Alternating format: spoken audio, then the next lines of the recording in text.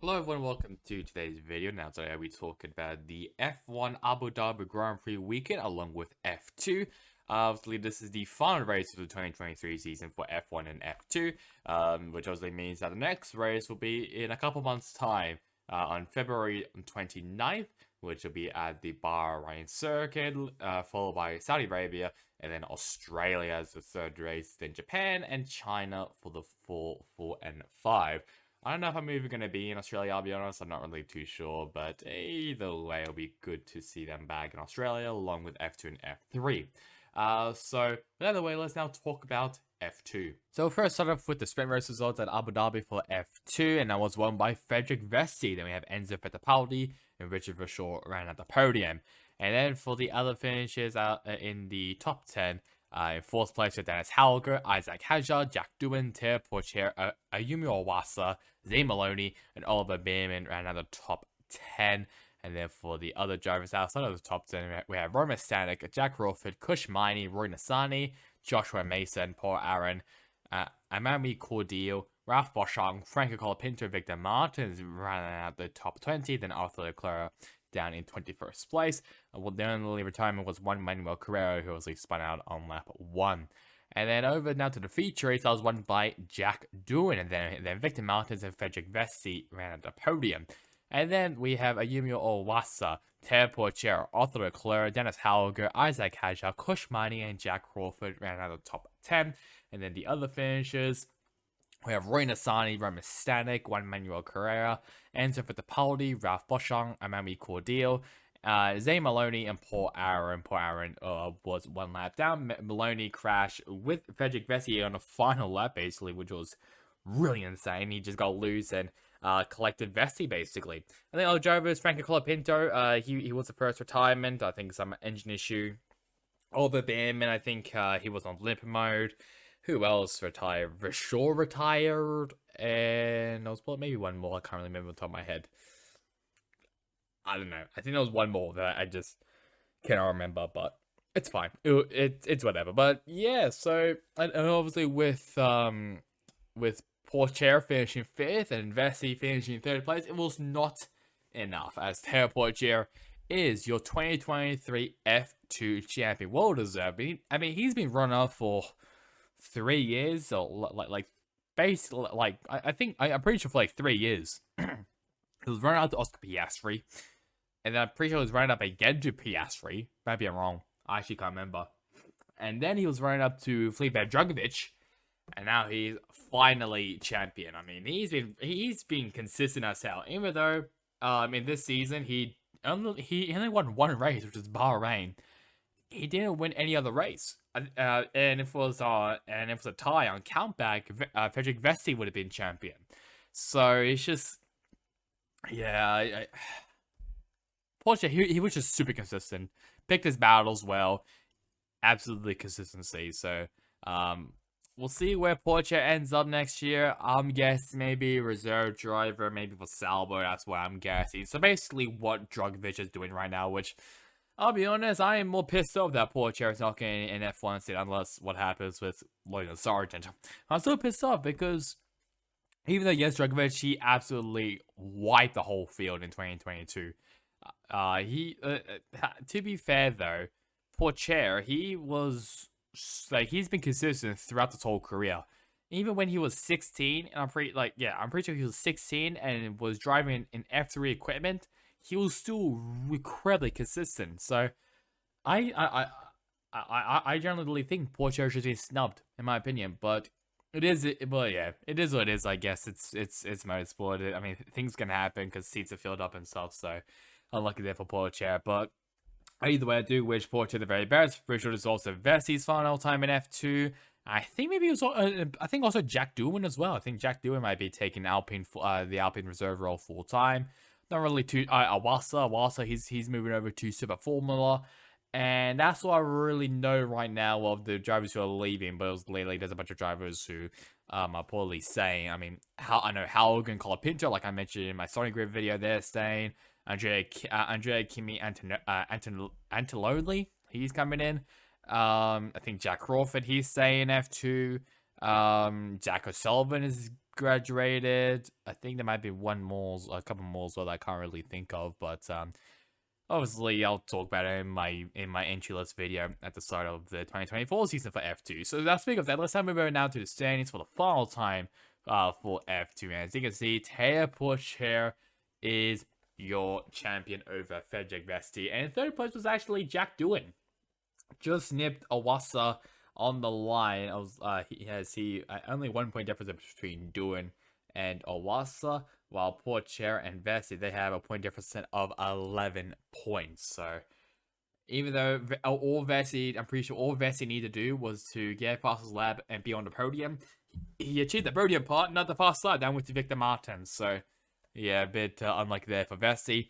I heard talk about doing it in Awasa. Then in fifth place, Victor Martins, as he is your Rookie of the Year, the Antoine Hubert Rookie of the Year in 2023.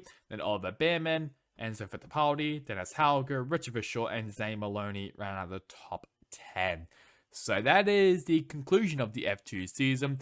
Now let's have a look now at the F1 result at Abu Dhabi. Charles Leclerc and Max Verstappen won, who's still not coming. Then we have Charles Leclerc, George Russell ran on the podium. Then Sergio Perez, who got a 5-second time penalty, which we'll talk about later. Lando Norris, Oscar Piastri, Fernando Alonso, Yuki Tsunoda, Lewis Hamilton, and Lance Stroll ran out of the top 10. Then Daniel Ricciardo, Esteban Ocon, Pierre Gasly, Alexander Albon, Nico Hulkenberg, Logan Sargent, Zhou Guanyu, Carlos Sainz, Valtteri Bottas, and Kevin Magnussen ran out of the top 20 and the rest of the field.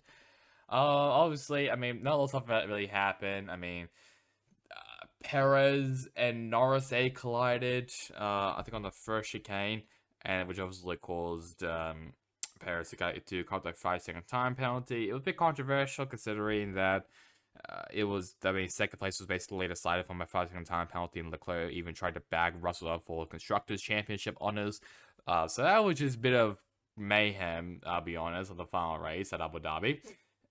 Other than obviously Verstappen winning, which is quite normal. Sainz was in a one-stop strategy. Pretty sure Bottas was also in a one-stop strategy. Magnussen, he was just off the pace as a whole. I don't know what the fuck happened to him. But yeah, there was no retirements in this race, so everyone finished the race. There was also a bunch of driving infringements. So I'm pretty sure, like in pit lane, there was a bunch of infringements. That was just because that some pit crew members weren't wearing like the protective goggles or like the visor of the helmet. I'm pretty sure, like 5 cars, like I'm pretty sure like Verstappen was on them, Sargent, Zhou, Hamilton, and maybe a McLaren. I'm not really too, or Gasly. I'm not really too sure, but it was really weird. Really strange. I don't think. I'm guessing it might be a fine. Not really too sure what's gonna be happening there. And Verstappen also led 1,000 laps in the season for the first time it has ever happened. So I mean that's something, but it also shows how dominant the Red Bull car was this year. Hopefully it'll be more competitive 2024, but it might be just another snooze fest. But we'll see. Fast lap went to Max Verstappen. Driver of the day went to Yuki Tsunoda. Shout out to him for leading his first laps. I'm pretty sure of his career, which is pretty cool to see. Followed by Charles Leclerc, Sergio Perez, Lando Norris, and Max Verstappen. And then penalties as well. Lewis Hamilton, he got another further action after causing a collision with Pierre Gasly. There's a 5-second time penalty for Sergio Perez, and also after the race, basically when Perez and his race engineer were blabbering about the penalty, basically saying, I'm pretty sure the stewards are not like Formula 1 level. I'm pretty sure they received a formal warning, so it was just like a little slap on the wrist. Pretty sure it was like something about like Alonso was driving erratically. I don't think they really got anything, so yeah, it is what it is, I guess, but it wasn't that memorable, I'll be honest. It's Abu Dhabi race, so I mean, not a lot of people are really going to be talking about it until in like a couple weeks time. So here are the driver standings. The Wikipedia page has not loaded up the driver standings yet, so I have to use this one. So obviously Max Verstappen obviously winning the championship, and then we have Sergio Perez, Lewis Hamilton gets 3rd place. And then Fernando Alonso, Charles Leclerc moves up 2 spots over Lando Norris. Carlos Sainz moves down 3 spots after his horrible finish in 18th place. George Russell, Oscar Piastri, who is our Rookie of the Year this year in 2023. Then Lance Stroll ran out of the top 10. And then for the other finishes, We have Pierre Gasly, Esteban Ocon, Alexander Albon, Yuki Tsunoda, Valtteri Bottas, Nico Hulkenberg, Daniel Ricciardo, Zhou Guanyu, Kevin Magnussen, Liam Lawson ran out of top 20. Then Logan Sargent and Nick De Vries ran at the 2023 field. So yeah, that comes to an end now of the 2023 season. I don't really know which one has the most overtakes. It looks like it might have been Belgium. Yeah, most likely might have been Belgium. I'm pretty sure. I think Belgium had the most overtakes, or maybe Spain. I actually don't know. It was Belgium. Belgium had the most overtakes. Verstappen, he won both the Fast Lap Awards and the Pirelli Poleman Award. And I think that's really all from this year of the 2023 Formula 1 season. So now I'd like you now, guys, to like, comment, and subscribe. It would really help me, especially on this channel, as we get nearer to the end of this year. This was, even though it was very boring 2023 season, albeit for Formula 1, it was memorable just because Max Verstappen won majority of the races, and the Red Bull car itself, I'm pretty sure, tied with the McLaren MP4-4 in 1988 of most wins in a season. So I mean that's a cool stat, but either way, it was still pretty boring either way. But I will be making, just like I made for NASCAR, I'll be making a 15 moments of the F1, F2, and F3 season. Sadly, there'll be no F1 Academy, but that'll be next year, hopefully. So I'll be making a video on that pretty soon. So that's really about it for me. Hope you guys enjoyed it. Catch you guys next time in the next one. Goodbye.